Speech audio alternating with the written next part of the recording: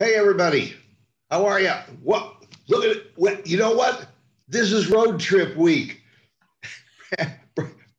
Brandon's out on a road trip. He's on special assignment. I am. Yeah, Where we've are got you such this a week, big budget man? now. I can travel. Yeah, yeah.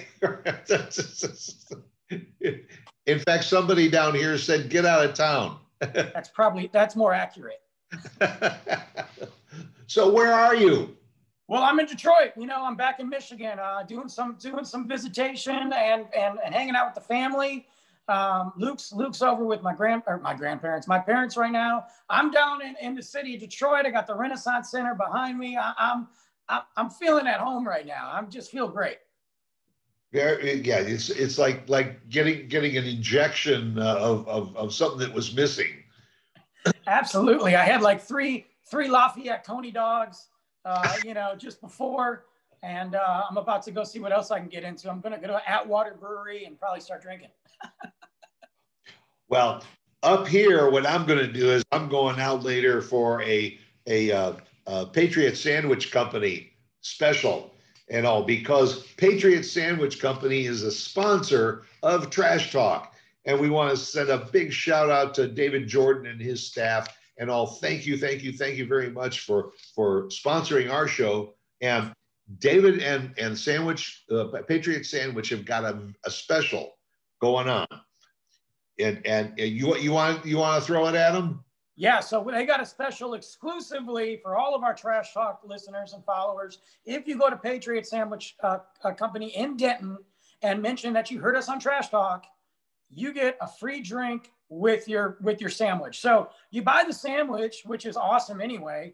You're going to get thirsty. Trust me. Mention Trash Talk. They're going to give you a free beverage, courtesy of Patriot Sandwich Company. And that'll just our ratings will skyrocket. It's already gone up. I can feel it. And by the way, if you have not been to Patriot Sandwich, they're over on State Road 288 in Denton, and all. You can find them on Facebook, and also they have a website. I encourage you to go to the website because you can see samples of some of the sandwiches. I mean, I think one of your favorites, I like it too, is called In the Trenches. Oh yeah. That was what we had last time, which is grilled chicken and provolone and turkey, with Havarti cheese. I mean, it's a sandwich about yay high, and they put special sauces. You get your choice of sauces, 1, 2, or more sauces you want to put on it. And I'm telling you, you take one bite into that sandwich, you better have a napkin on your chest because it's going to start to drip. It's so good there. They are great. They know what they're doing. They're great people. The restaurant itself is I mean, you could spend an hour in there just looking at all the memorabilia. You got to check them out. Yeah. And they're not like most of the other sandwich shops because David and his staff are there every day, hand slicing all of the meats for that day. So it does not get any fresher than that. And trust me, go to the Facebook page, go to the website, go to Patriot Sandwich Company in Denton. Thank you very much for sponsoring. Thanks, David. So what's the first thing you did when you get to Detroit? Well, it was kind of late. So I'll be real with you. We just went to my parents' house. Luke was jacked up, so we stayed up late. I crashed. And then the next day, we just started going around the city, checking things out, and going to see the places that I wanted to see that I hadn't seen since the last time I was here. And that's kind of, going down here to Detroit, there's so much to do. That's what people don't realize if you're not from the area. You've got right here in the heart of the city you've got the Renaissance Center behind us. So you've got your shopping, different stores, that's GM headquarters right there. But you also, just behind that, you've got the Detroit River. So you can see Canada just by walking there. I mean, if you were Tom Brady, you might be able to throw a football to Canada, I can't do it. If you're the Detroit Lions, the football ain't crossing the river, that's for sure. But anyway. It might get fumbled toward the sideline. Yeah, they'll probably just blow a 20-point lead, and whatever. We'll get to that in a minute. But that's you got the Pistons, And you got the Pistons. Pistons are coming back to Detroit finally. Because they left Detroit years ago to go to the Palace of Auburn Hills, which is 45 minutes north of the city. The Palace is no longer there. They blew it up. And now they're coming back to Detroit. So now you've got the Pistons, the Red Wings, the Tigers, the Lions, all right there. And it's really cool. Detroit has such a rich history, music, and that's what I look forward to going and see. I'm going to go see some local guys because there's always music playing in Detroit. Yeah, I think when you said music, that always, when not growing up, that was always what Detroit meant to me, Motown. It's still Motown, everybody calls it Motor City, Motown, the D, but it's Motown. They've got the Motown Museum here in Detroit, which is really cool. And it's just a house. It's expanded a little. But that's where they recorded all the hits. And it is very cool to go in there and hear about just exactly how they did it and see the memorabilia. I might do that because it's been several years since I've done it. But man, it's a good time. And then, of course, surrounding that area, you've got music that you can go watch, at different venues like that. So it's pretty fun. I mean, do they still have Motown recording studios there? But they don't record from there, and I think it's changed hands and names. But there's in that area, there are several different studios. Some of them, I'll be honest with you, I don't even know where they are. But there's several different studios there, so it's not like it used to be as far as Motown. But it's still, there's very much music in Detroit, from hip hop and rock to R&B. You want to hear some soul music. And you come down to Detroit, get some good barbecue, get a Lafayette, Coney Island. Only Lafayette. Don't go anywhere else.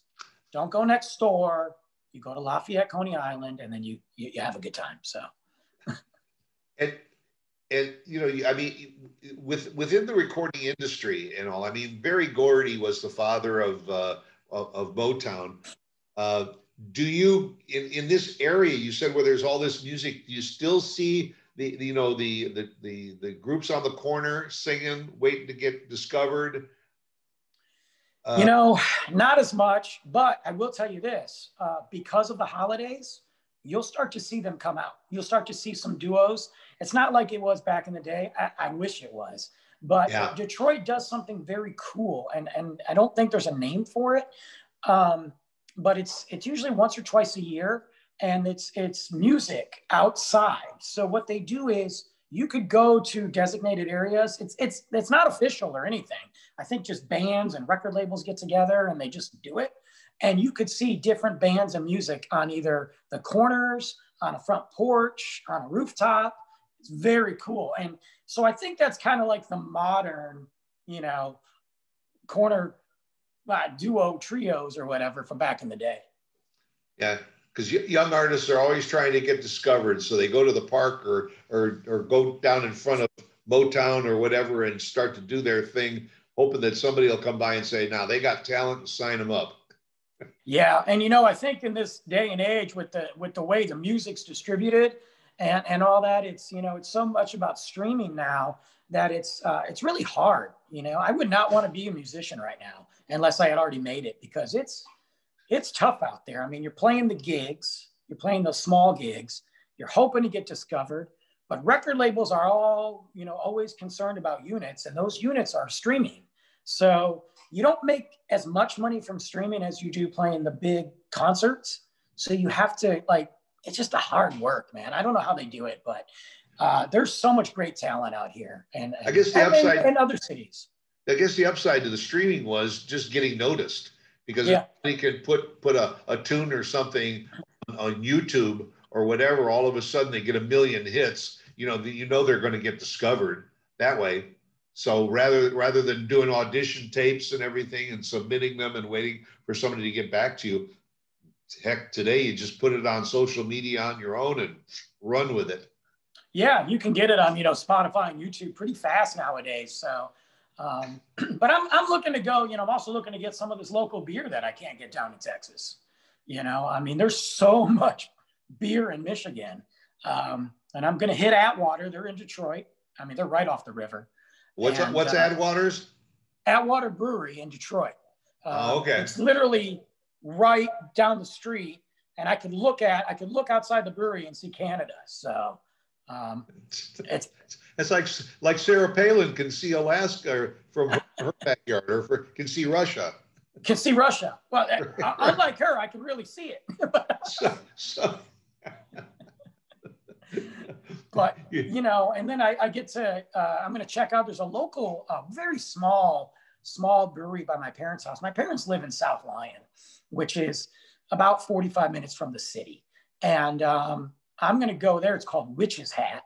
And these guys are small. I mean, very small, but they make some of the best beer. It's in my top 5, some of the best beer I've ever had. And they don't distribute outside of Michigan. They don't even distribute all of Michigan. They're that small. So really, they're just brand new. And, you know, I went to South Lyon High School. So to have a brewery in my hometown that's good is pretty awesome. So I'm pretty excited about that.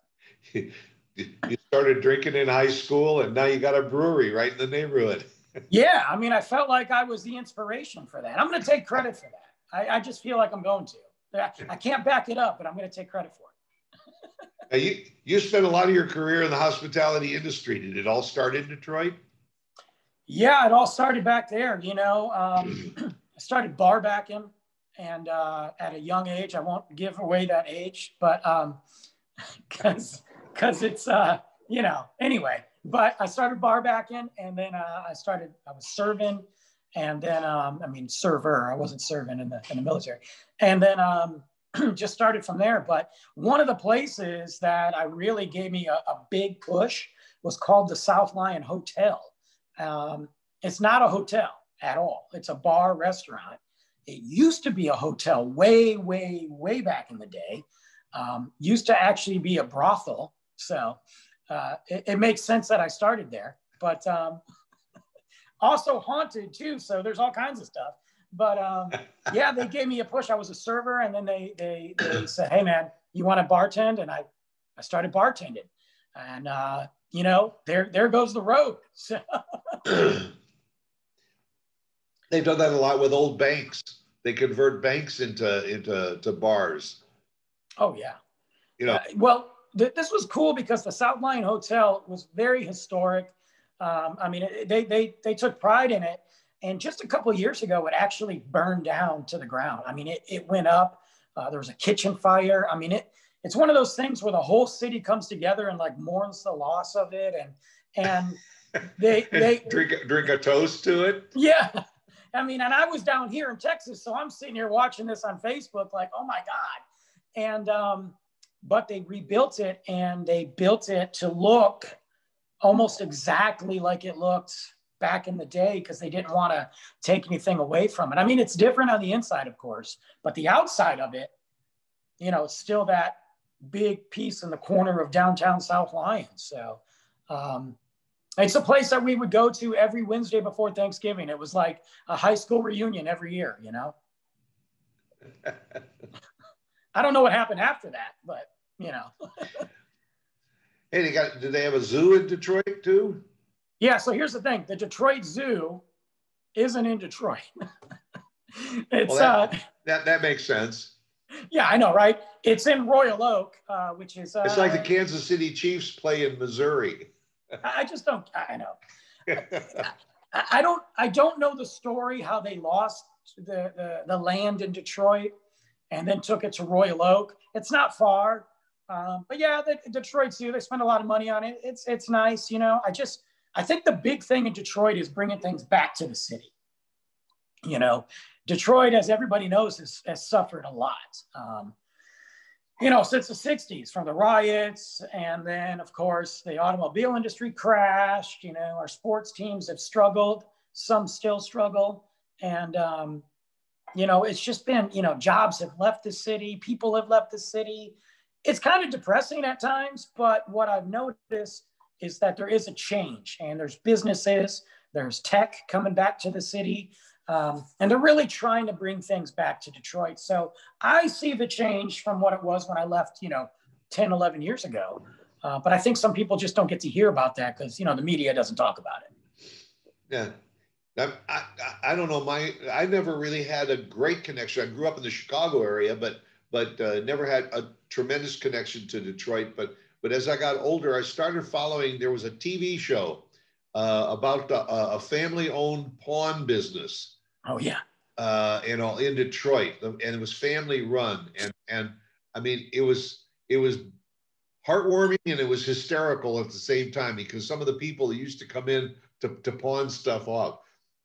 Always loved the guy that would come in with his honey and all, and they were going to go get married or something, but they needed some money, so they were going to pawn her engagement ring. Right. And they would take a look at it and he'd say, we'll give you $35. The guy would say, "Wait, I spent $3,000 on that ring." He said, "Well, it's not gold, and this is not a diamond in it." and all of a sudden, she unloads on him. That show, Pawn Stars, so that place is still here. Still there. Yeah, most of the people, though, that are on that show, you don't really see much anymore. They've either made their money or they're behind the scenes. I'm going to tell you right now, though, when it says that it's not in a great area, it is not in a great area. I mean, so Detroit is that 8-mile border, is the border of Detroit, and it's very significant. This is definitely on the south side, so it's Detroit proper. It's 313.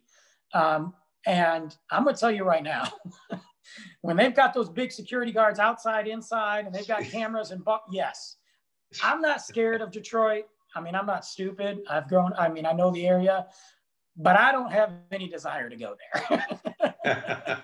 to that part of town. Yeah, I'm okay. I'm 42. I made it this far. I don't need to go there. I can watch the show if I feel like I want to see the inside of it. But 8 miles is very significant, not just because of Eminem either. It is a dividing line. If you're north of 8 Mile, you're into 248 area code. And you may go to Detroit schools, but you're not Detroit proper. They look at you differently. You're definitely not from Detroit. So it's a big deal. Sorry, my phone just went off. It was the EPA calling, telling me to clean up that stuff behind me. But did we just get canceled? I'll deal with them later. Just don't cancel the show. I was like, man, I just got the budget to come out here. Now you're going to cancel me? Right. While you're out of town too. That would be how my life works. But, I'm actually getting ready later on this week to do a podcast with my buddy who works at the Metro Times. And it's called It's So Cold in the D.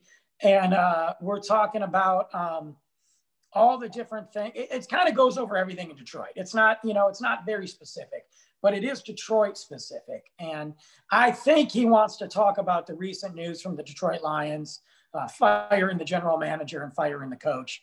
It's the same story every year, but it's big news right now. So I think we're going to talk about that. I'm not really sure, but I'm excited to do that with him. And he started that about a year ago. So. Well, if they fire the general manager and the coach and all, they may end up in Dallas. Yeah, no kidding. So, I didn't want to go off on this tangent, but, the Detroit Lions are the same story every year. It's like you either get some really good talent and you waste it, Barry Sanders, Kelvin Johnson, even Stafford and some other guys. You bring in some coach that, okay, maybe had mild success, or he was an assistant coach or a coordinator at a successful team. You hype it up and say he's the guy, and the team's mediocre. It's the same thing every year. And the only way I can say this is it's never going to change unless the owners change. That's just the way it is. And unfortunately, the Fords aren't letting go of that team. But the other side of that coin is that the season ticket holders wouldn't give up their tickets for anything. I don't know why. I mean, they're going to still be there in the stands and yelling and screaming about how bad the team is. But I can say whatever I want about the Detroit Lions and all. but don't you say anything bad about my Detroit Lions. That's how it is, you know. And I love going to the games. You know, Ford Field is really cool. You know, back when it was at the Pontiac Silverdome, again, that was outside of Detroit. So now being right in the heart of the city, and you can walk and go grab some brews and hang out, and you're next to the hot, you know, the new arena, Little Caesars Arena, where the Red Wings play. It's awesome. I love it. I love tailgating there. I just don't like watching the games because I already know what's going to happen. It always amazed me how so many of the stadiums up north do not have a cover on them. They're not domed. They're all open and all. But down in the south, where the temperatures are more temperate and everything, they build these retractable dome stadiums. So if it starts to rain, they can. Man, I mean, football. If you weren't out there in a blizzard, at least one game during the season, it wasn't a successful season. No, I look forward to that. To me, that's football. There's that smell in the air. There's that crisp. I mean, I love going to Michigan State games, you know, in a long sleeve shirt and a beanie and have snow on the ground, you know, or, you know, the Detroit Lions are inside, you know, but then you go to Comerica Park to watch the Tigers play. You know, you never know what type of weather you're going to get, and they just play. As long as there's not lightning, let's just keep playing. And to me, that says something about sports. I don't know, going to a Rangers game, you know, at the old stadium in Texas in August sounds miserable. Yeah, exactly. Except it was good for cold beer sales. That's true. You drink anything. I would drink. I remember going there because they don't have great beer there. I drank, and I'm not proud to admit this. I'm embarrassed. But it was Michelob Ultra. It was the same price as a water. I might as well just drink the Ultra. But you're right. Up north, man, we're all about the open. You know, let's get the elements in. It's that hard hitting. You know, I think that's why some teams don't like to play us up here. Did you used to get 6 of your friends or something and go to the games and all, and take off your shirts and paint you know, the letters to Detroit or something? So take a row. I never did that at a Lions game, but I did that at a Michigan State game, and multiple times. I may have actually wrote W instead of an M, you know. But you know, when the game is at 3 and you've been tailgating since 7 a.m., you know. But yeah, I've definitely done that. And then I'm still a Detroit Pistons fan. I love the Pistons. I don't, you know, when we were the bad boys back in the day, and then, you know, when we beat the Lakers with Chauncey Billups, and I'm still a Pistons fan. So I love going to those games. Huge Red Wings fan. Whenever they play the Stars, I always go watch them beat the Stars. So that's cool. But yeah, you know, Detroit's got a lot of culture, and I'm just happy to be here. I feel, and Luke's having a blast. He's getting spoiled. So, you know. Well, you guys have a great time up there in Detroit and all. And if you're driving around the city, maybe go over 8 Mile Road or something and get a couple photos of some of the trash dumps around there to bring back for backgrounds for our show. I will. I'll start posting some pictures, and there you go. We'll do a tour. Yeah. You don't have any of the stadium pictures of the stadiums, but you got pictures of trash dumps all over Detroit. Well, I will, man. I'm in Detroit, and have a safe trip back here. And again, a big thank you to the Patriot Sandwich Company and David Jordan and his staff. You know, get over there, get yourself a great sandwich, and mention Trash Talk, and you get an upgrade with a drink with your sandwich. You know, absolutely. Good one and everything. And come right back here next week for another edition of Trash Talk.